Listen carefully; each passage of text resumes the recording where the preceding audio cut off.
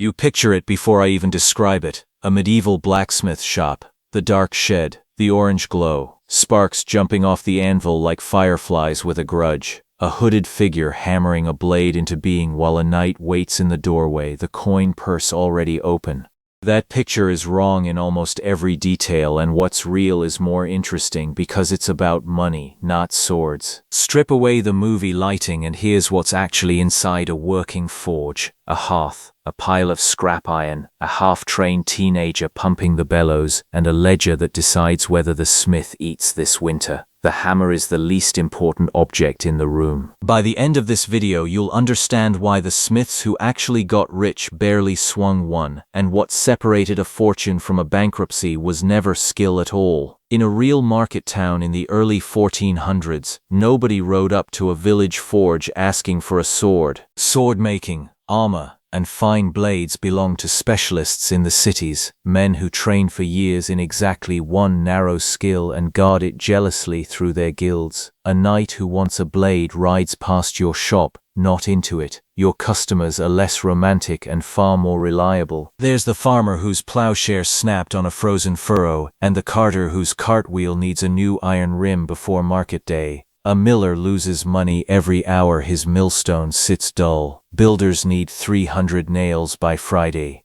And somewhere on the road outside your door, a traveler's horse has just thrown a shoe. That last one explains where your shop physically sits. Change in all things is sweet. Village smithies were almost never tucked into the center of town. They sat at the edge, beside the road, close enough that every cart and horse passed the open front, far enough that the smoke and fire risks stayed away from the thatched roofs behind you. Your real estate decision was a marketing decision 400 years before anyone used that phrase. And before we go further, you don't melt iron and pour it into molds. That's a different trade entirely, done at smelting sites far from town. What arrives at your shop is a solid bar of wrought iron. Your entire skill is making that solid bar move, heating it soft, then hammering, bending, punching, and welding it into whatever shape someone's broken life requires. Look around the town again. Every plow, cart, mill, door, and roof you can see is made of wood, and every one of them fails at exactly the joints where iron holds it together. That single fact is worth more to your future wealth than any sword ever forged. Hold on to it. Pricing a medieval startup usually means guessing, but the surviving evidence gets us close. A working forge needs, at minimum, a proper anvil, a set of tongs in several sizes, several hammers of different weights, files, a grindstone for sharpening, a water trough for quenching, and, the expensive surprise, a set of bellows, 2 great leather lungs to feed your fire air. Without them, your hearth never gets hot enough to forge anything at all, so nobody skips this line, and it often costs nearly as much as the anvil and hammers combined. Add a workshop to rent, a first load of charcoal, and enough spare coin to survive customers who pay late. The modest opening bill lands somewhere between £2 and £4, a serious sum when a trained journeyman smith's entire yearly wage runs around £2. Opening the cheapest version of this shop can cost you 1 to 2 years of a working smith's total income. But here's the detail that never makes it into the movie version.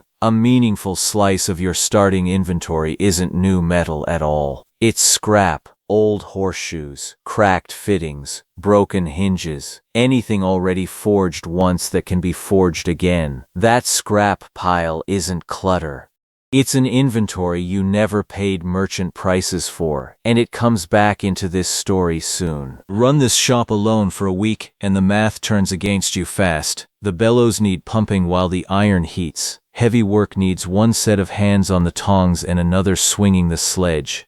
Someone has to serve the farmer out front while the fire demands attention in the back, and somebody has to chase the customers who haven't paid since spring. You have 2 options for extra hands, and they are not the same deal wearing different clothes. A journeyman, a trained smith working for wages, costs real money but delivers real skill from day one. He's also free to walk the moment his contract ends, taking his skill with him. An apprentice looks like free labor. He isn't. A boy bound to you for years works for little more than food, clothing, and a roof, but you are providing all 3 every single day, whether the shop earns anything that week or not. While he learns, he burns your charcoal and ruins iron practicing on it. Historians who've studied surviving apprenticeship contracts put the true cost of feeding and housing one apprentice for the full term at a sum that rivals, sometimes exceeds, a full year of journeyman wages once you spread it out. Apprenticeship doesn't make labor free. It converts a wage into a multi-year grocery bill you can't walk away from either. And the household itself is part of the workforce historians often forget. Wives and daughters commonly handled finishing work, sales, and the household side of the business. The smithy was rarely a one-man operation, even when only one name appears on the guild rolls. Bar iron doesn't grow behind your shop. It comes from smelting regions, passes through at least one merchant, travels by cart, and arrives at your door already marked up twice. Between you and the source sit middlemen, road conditions, and a price that rises and falls with wars and rumors you have no control over. Steel is rarer and pricier still, so you treat it like a spice, not a building material.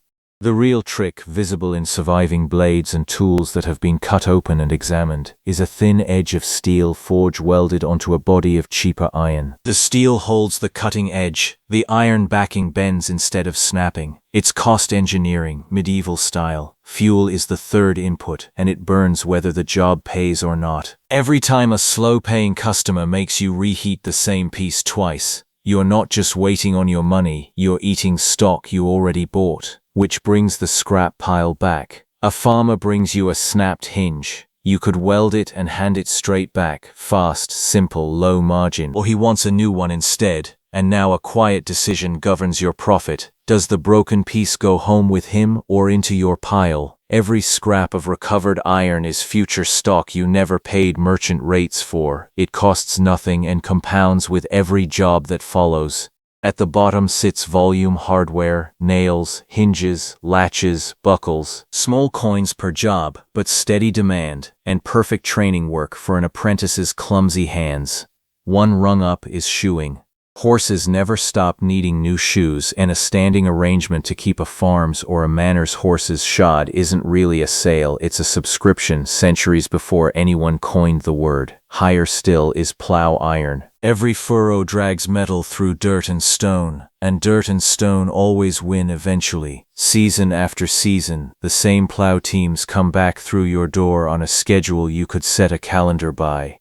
Near the top stands the miller, paying you to keep his millstone sharp and his gears iron-banded, because every idle hour costs him more than your fee ever will. What he's really buying from you is time. The very top holds the prize. A standing annual agreement, where an estate or a wealthy household pays you to keep all of its iron running for an entire year, rather than paying job by job. One relationship, steady income, 12 months of certainty.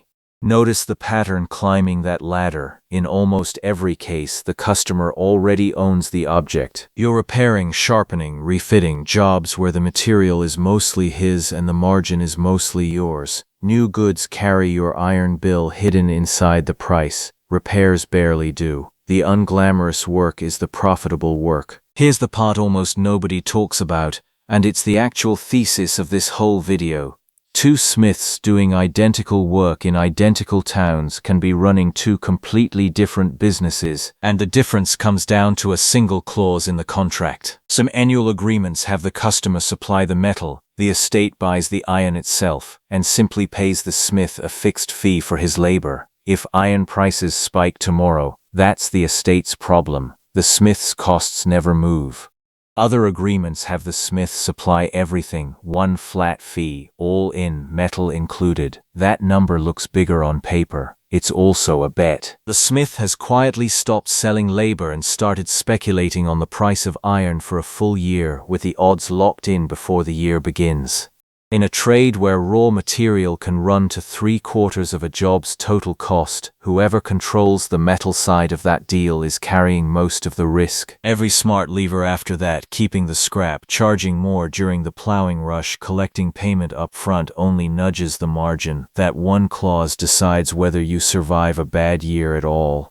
And bad years came. A plague sweeping through the country doesn't just kill customers, it convulses the entire supply chain. And surviving petitions from crisis years describe iron prices multiplying almost overnight. gutting anyone locked into a fixed all-in fee. Even a good year could turn on you socially. Forges were loud, smoky, and built of fire in towns built of timber, and surviving court records show neighbors suing smiths over shaking walls, ruined air, and property values gutted by the noise. Win or lose, that's masonry repairs and legal fees eating into your margin. Debt cut deepest of all, and surviving inventories of seized workshops, forges taken apart because their owners couldn't pay, show the pattern again and again.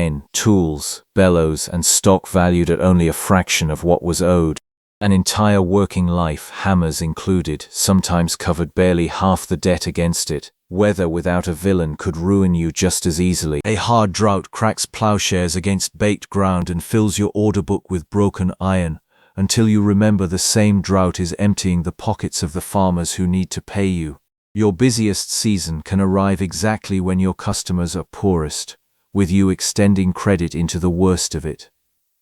Build a clean year first, and the truth gets uncomfortable fast. A strong year, steady estate contracts, good shoeing income, plenty of hardware work might bring in a healthy sum against modest costs for iron, fuel, and an apprentice's upkeep, leaving what looks like a spectacular return. Except one line is always missing from that math: your own wage. Ask what your hands would be worth working for someone else instead. Subtract it the way any honest ledger must, and that spectacular return collapses toward nothing. A merely average year, subjected to the same sober subtraction, tips from thin profit into thin loss. The gap between a comfortable living and working for free was sometimes no wider than one hungry teenager's dinner bill. The smiths who actually became wealthy rarely got there from one hearth and their own two arms. The ones who left real fortunes behind did it by stepping past the forge itself, retailing other craftsmen's work,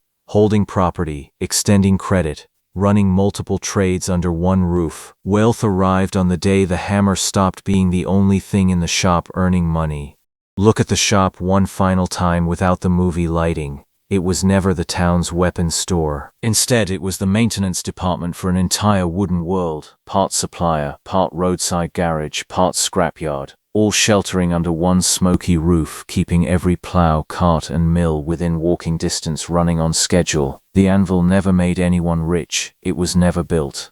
The paper you signed before you ever lit the fire decided that, and everything after was just smoke.